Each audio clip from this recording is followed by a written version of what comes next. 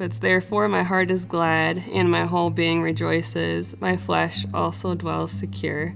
For you will not abandon my soul to Sheol, or let your Holy One see corruption.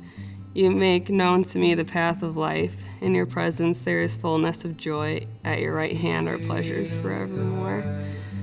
I feel like that's like the beauty of his salvation is that like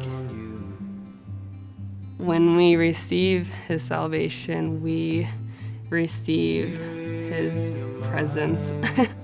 And in his presence, there's fullness of joy and everything we could ever need.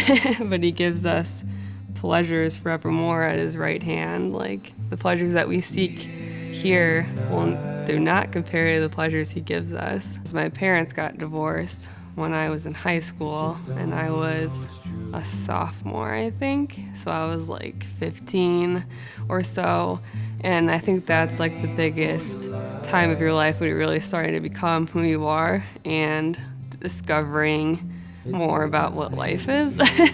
And that really put a big wedge into things because I was an only child, and I felt like I had this image of like, okay, this is a family unit, my mom and dad and me, and like feel love there, but after that is broken, I felt like I didn't know like what that meant anymore, and I felt left behind because, you know, my mom moved out and then I was with my dad, and then things were just really messy still, and I just felt like I was still like alone.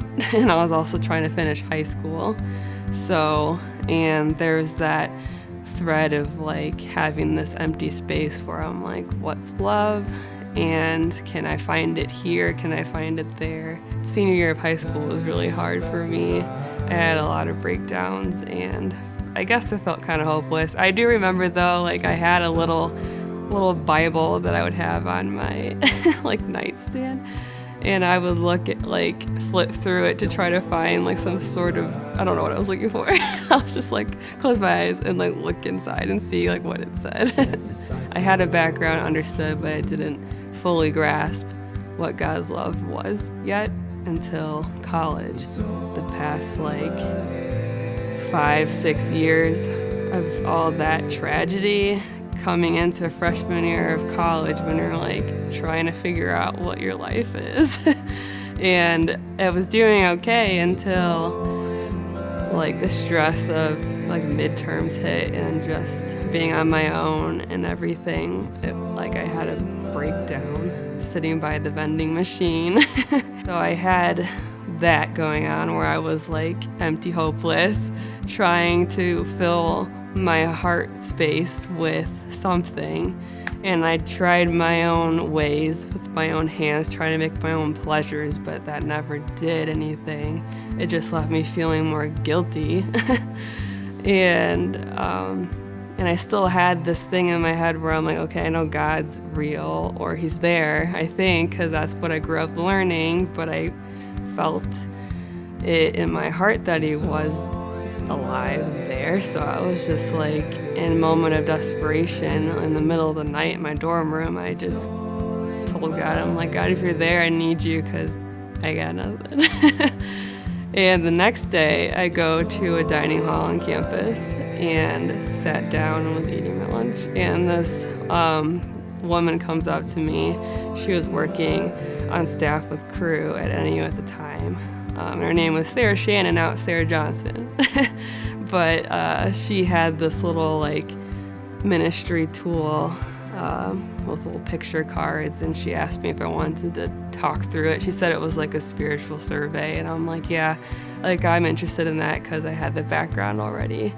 So we talked through it, and she gauged like where I was at spiritually. And I don't know, I don't really remember, but I think like, you know, she took my number and she like kept following up with me. So we would meet in that dining hall like for dinner, and she went through like the gospel with me with a little tool that they had called Knowing God Personally. Just went through the 4 spiritual laws.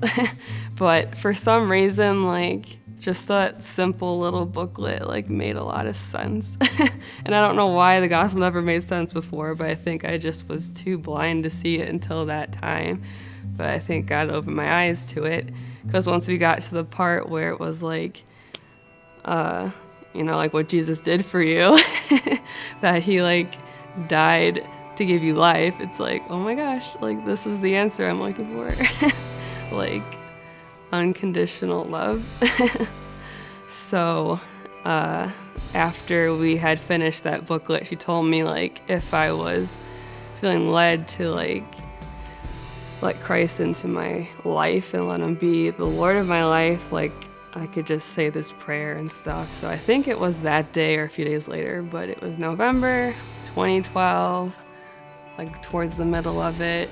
I was on my way to art history class and I decided to sit down on this bench on the lagoon, NIU Lagoon, and I took the little booklet out and I like flipped to the back with the prayer, and I was like, okay, God, like I want this. So I prayed the prayer, and I remember looking up through teary eyes, and I just saw like the lagoon all like gold sparkly because it was autumn and it was sunset, and that's the day that changed my life. With becoming a Christian and getting involved, I got involved with Crew like right away, because that's who talked to me was Sarah from Crew, but that's where I met like my good friends, and that's where I learned the most about like how to be a Christian, I feel like, because like they did a good job with Bible studies. I got involved with that. I don't know, God led me to like lead studies and be like passionate about like helping other women to be like, I guess, learners and doers of the word. And I don't know, like they just kind of built me up because I was just a little seedling, and then they like gave me all that I needed there in that little greenhouse at Crew to become more of who I'm supposed to be. Because I don't know, you just can't do it alone at all. And I remember I used to be really into plants, and I still am, but I remember like looking into, I forget, I was doing like a Bible study, and I used this example of like co-planting, which is where you have a plant and you plant a different one next to it to help it grow in certain ways. So like, let's say this other plant you plant next to it, it'll protect it by giving it different nutrients or giving it shade or things like that. I feel like that's the same with like being involved in your church body. It's like you're there, and then there's this person walking alongside of you that's kind of adding more to your growth in a different way. Just going to church, I feel like, doesn't do it with community. Like community is more about like walking side by side with people and going through the struggles of life together and sharing the gospel with each other during those times. Like we always are gonna have difficulties in our life, like every day, whether it's like a car problem or you got a lot to do at work or your dinner burnt at home, like marriage problems, like there's always something. And just to have someone there to tell you the truth about life and what God is doing in your life is so important. My name is Tiffany, and Jesus is the greatest gift in my life.